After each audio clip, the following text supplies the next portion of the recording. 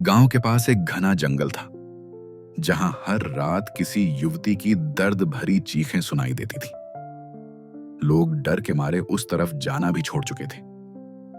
जब यह बात राजा विक्रमादित्य तक पहुंची तो उन्होंने निडर होकर स्वयं उस रात जंगल की राह पकड़ी। चांदनी रात थी, जंगल सिहर रहा था।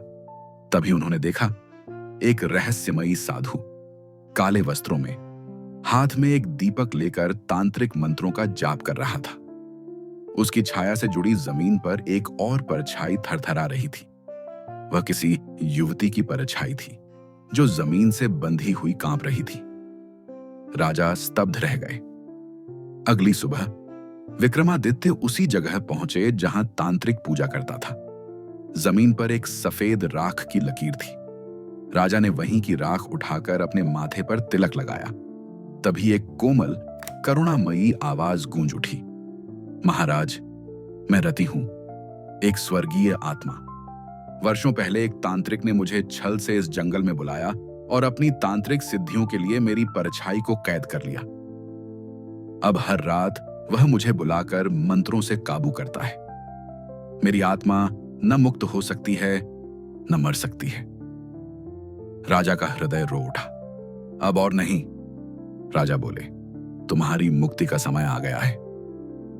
अगली रात विक्रमादित्य ने खुद को एक साधारण ब्राह्मण का वेश दिया और उस तांत्रिक की कुटिया में पहुंचे। साधु फिर से अपनी क्रिया शुरू करने ही वाला था कि राजा ने कमंडल से पवित्र गंगा जल उठाकर उस पर छिड़क दिया। तांत्रिक चीख उठा। उसकी काया से धुआं निकलने लगा। देखते ही देखते वह खुद एक अंधेरी परछाई में बदल गया, उसी जमीन से बंधा हुआ जहां वो दूसरों को बांधता था। रति की परछाई अब मुक्त हो चुकी थी। वह मुस्कुराई, फिर प्रकाश की एक रेखा बनकर धीरे धीरे आकाश में विलीन हो गई। राजा विक्रमादित्य ने भूमि को प्रणाम किया और कहा, जहां अंधकार स्त्री की स्वतंत्रता को बांधने का प्रयास करता है, वहां न्याय की लौ उसे मुक्त करती है।